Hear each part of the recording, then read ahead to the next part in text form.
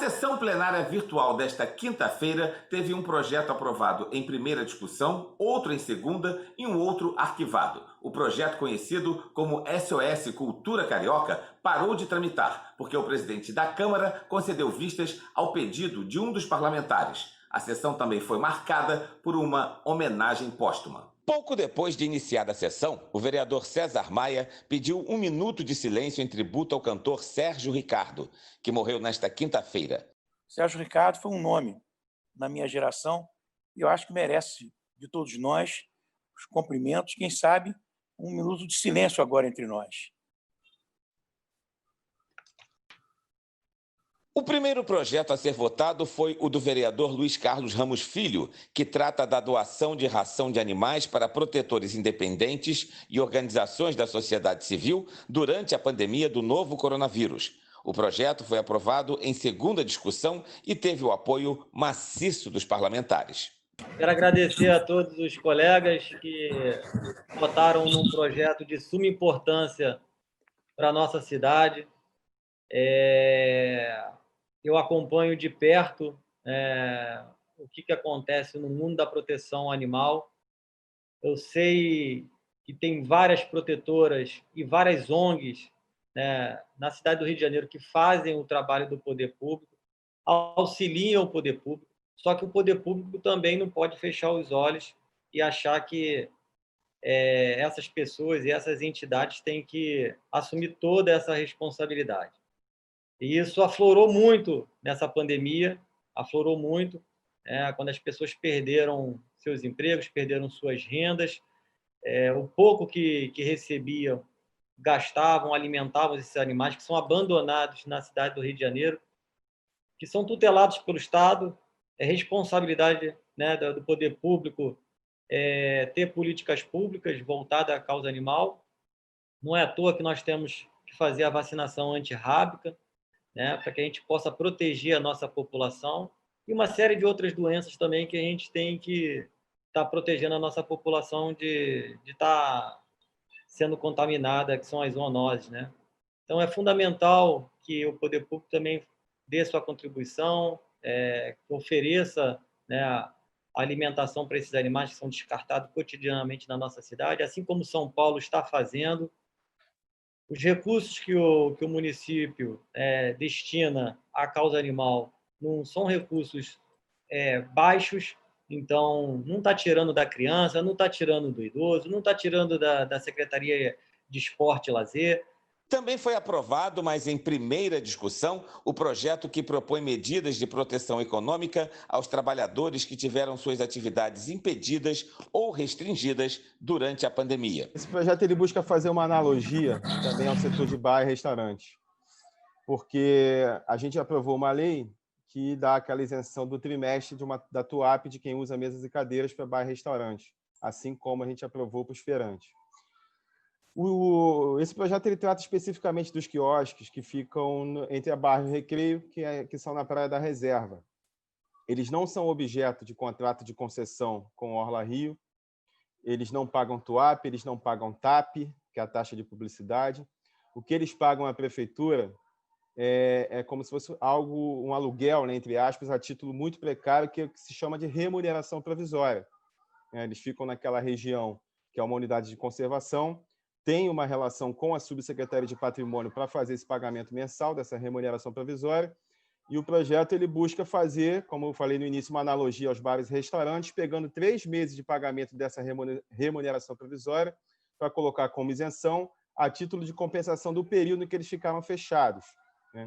Mesmo no período em que os quiosques ficaram fechados, que alguns depois puderam funcionar com delivery e o takeaway, teve um agravante para o pessoal desses quiosques da reserva, porque naquele trecho não há condomínios, não há edifícios, as pessoas não passam por ali para fazer suas caminhadas. Então, as pessoas não param nos quiosques e não costumam fazer pedidos naqueles quiosques. Então, o delivery e o takeaway, que serviu para alguns outros quiosques da Barra, da Zona Sul, do Recreio, não serviram para os quiosques.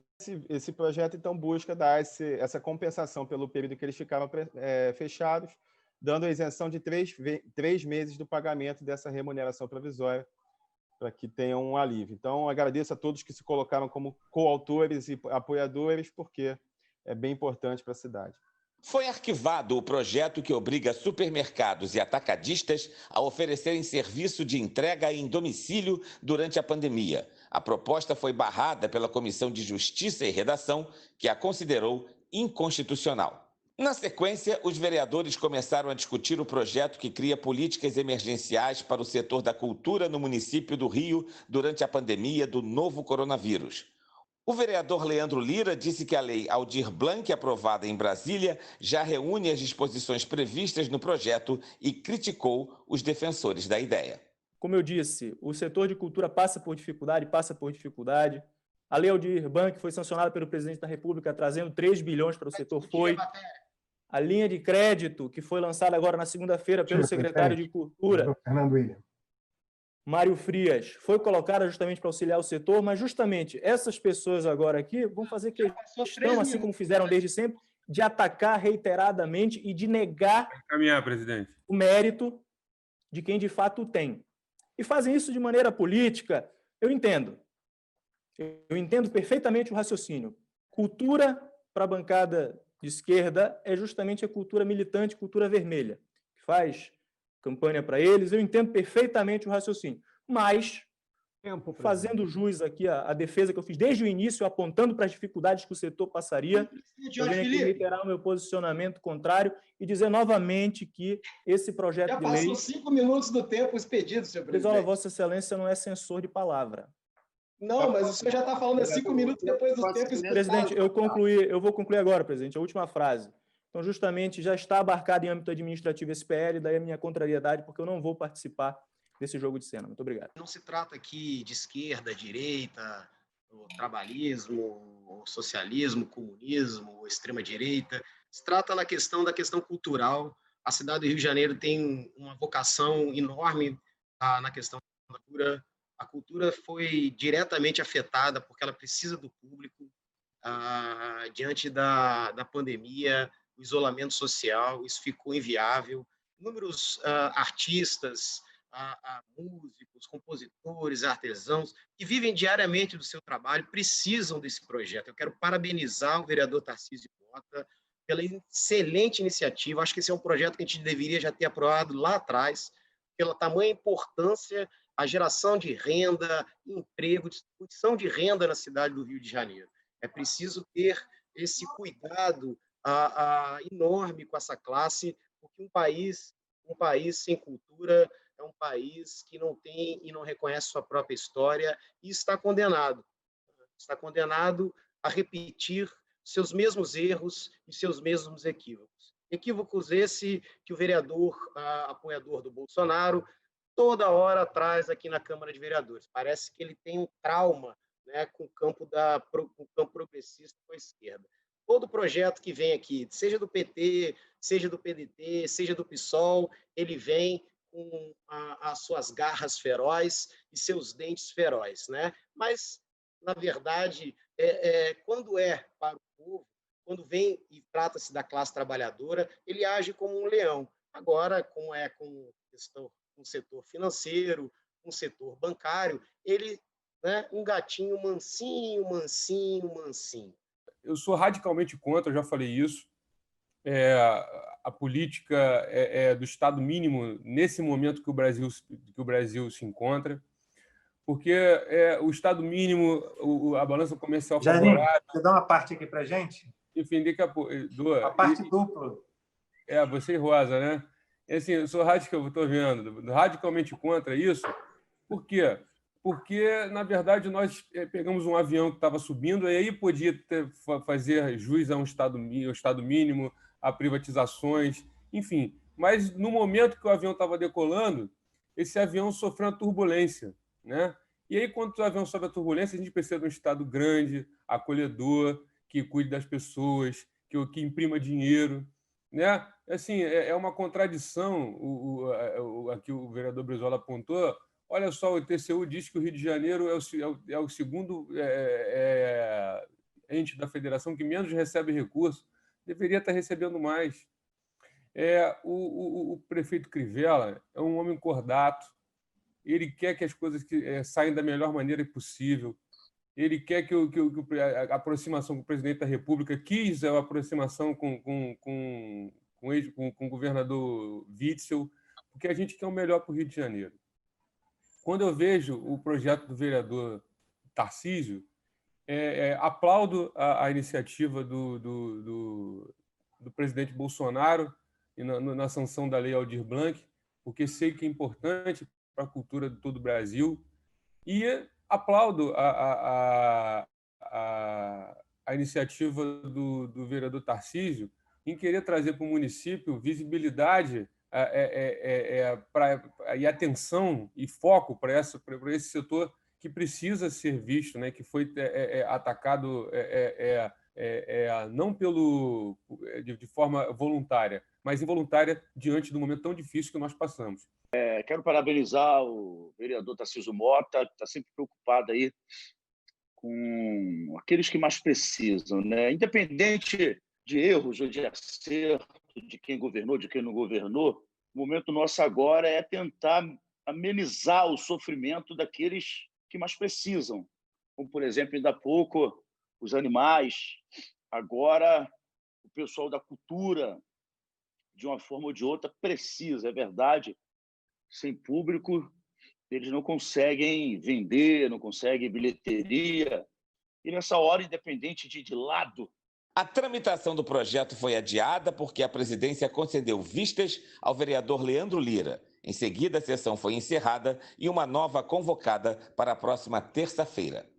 Por causa da pandemia, as tradicionais festas juninas e julinas não aconteceram esse ano, mas a prática de soltar balões continua a todo vapor. Somente este ano, 48 denúncias de fabricação, comercialização e soltura dos balões foram registradas. Eu converso com Zeca Borges, coordenador do Disque Denúncia do Rio. Muito obrigada pela participação. Zeca, 48 relatos. É um número considerado alto para essa época do ano? Não chega a ser alto em relação aos tempos que nós iniciamos. Quer dizer, houve muita retração nessa questão de balão. A questão ambiental hoje é muito importante e muita gente entende. Então, já houve uma redução muito grande. E nós fazemos um trabalho bastante efetivo, desde 99, de apreensões, de interromper festivais, e, além disso, da própria propaganda em si. As pessoas falam muito em cultura, vamos dizer assim, uma cultura brasileira de soltar balões e outras coisas mais. Mas cultura é consequência, cultura não é causa. Então, se você agir com protocolos e procedimentos e normas, essa cultura muda. E a cultura de balões no Rio de Janeiro mudou, se reduziu bastante. Conta pra gente quais são os perigos, tanto para o meio ambiente quanto para as pessoas mesmo. Os grandes perigos, os três grandes que nos preocupam bastante e que saem caro, vamos dizer, a manutenção, são os balões em aeroportos, movimento tráfego aéreo, é muito perigoso, realmente perigoso. Os balões nas matas, às vezes nós tínhamos, hoje nem tanto, mas nós tínhamos grandes incêndios, até aqui no Rio de Janeiro mesmo, na Floresta da Tijuca, em Petrópolis, Teresópolis, nesses lugares onde há mais matas. Isso é muito complicado, espalha-se rápido. E também em refinarias. Há um perigo. Isso aí, quer dizer, nunca houve um caso muito grave, mas basta uma vez para acontecer alguma coisa trágica em termos de balões. E esses três pontos são os mais importantes. Agora, caem balões em escolas, caem balões em hospitais, caem balões em vias públicas, que também pode ser um risco. E, além disso, o baloeiro, vamos dizer, tradicional, mais antigo, que agora a gente não tem tanto, eles não tinham limites. Quer dizer, eles iam atrás dos balões, pulavam muros de casa, subiam em lugares para aquela disputa, e era um negócio muito complicado. Era um procedimento muito antissocial, vamos chamar assim. Então, a gente pelo menos isso a gente sente que diminuiu bastante. Aliás, infelizmente, nós sempre dizemos, é um problema do Linha Verde também, a cultura de balões foi substituída pela cultura da linha chilena, da pipa, que é muito mais mortal até que o balão, é perigosíssimo, tem tido acidentes dolorosos nas vias expressas e quer dizer, hoje é um problema mais sério que era o balão em outras épocas. Muito obrigada pela participação aqui com a gente. Tá ok. Eu agradeço muito, nós precisamos muito de vocês e estamos às ordens para quaisquer informações sobre outros assuntos ou sobre mesmo meio ambiente. Um serviço anticorrupção carioca criado pela Prefeitura para receber denúncias sobre improbidade, fraude, propinas, desvios de recursos e qualquer tipo de vantagem está ativo por meio da Controladoria Geral do município. O envio de denúncias pode ser feito por e-mail e por telefone.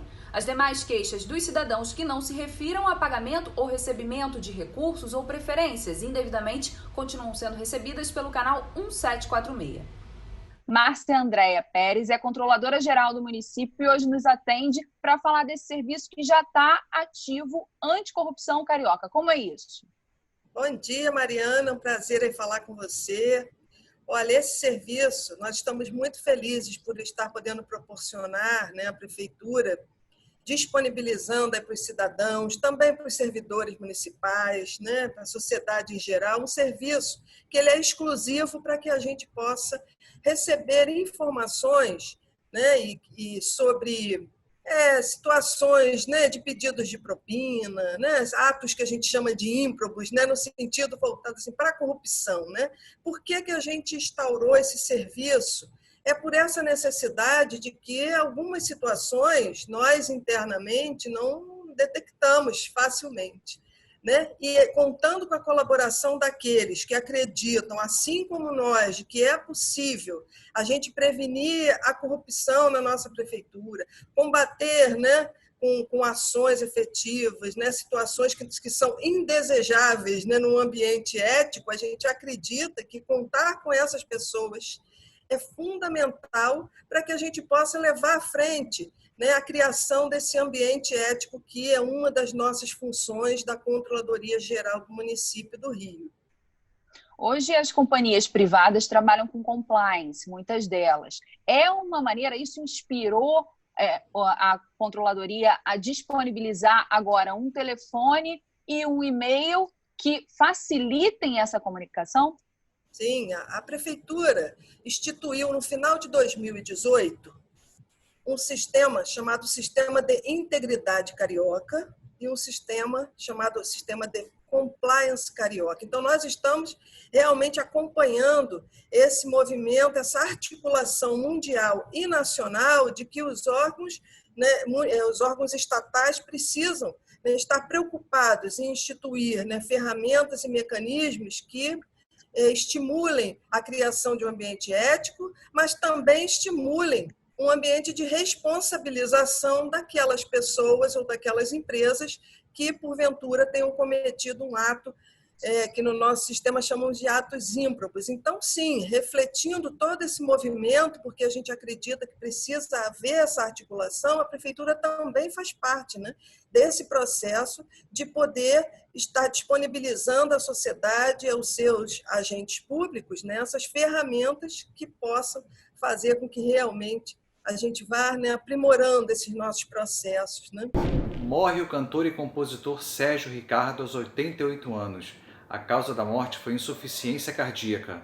Sérgio Ricardo estava internado no Hospital Samaritano na zona sul da cidade há 4 meses quando contraiu a Covid-19. A causa da morte foi insuficiência cardíaca. O enterro está previsto para sexta-feira no cemitério da Ilha do Governador. O cantor nasceu no dia 18 de junho de 1932, em Marília, interior de São Paulo. Seu nome de batismo era João Luft. Sérgio Ricardo começou a estudar música com apenas 8 anos de idade, mas sua vida começou a mudar aos 18, no início dos anos 50, quando ele veio para o Rio.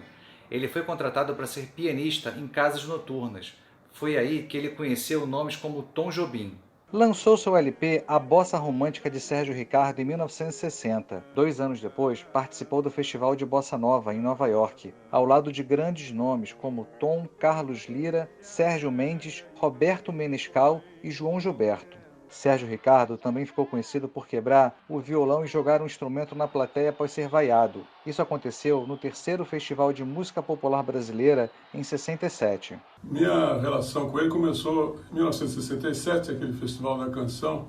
Eu tinha 17 anos e fiquei impactado com ele quebrando o violão e jogando na plateia. Até fizeram uma piada, violada em pleno auditório e tal. Mas eu pensei naquele tempo que ele era um cara destemido, né?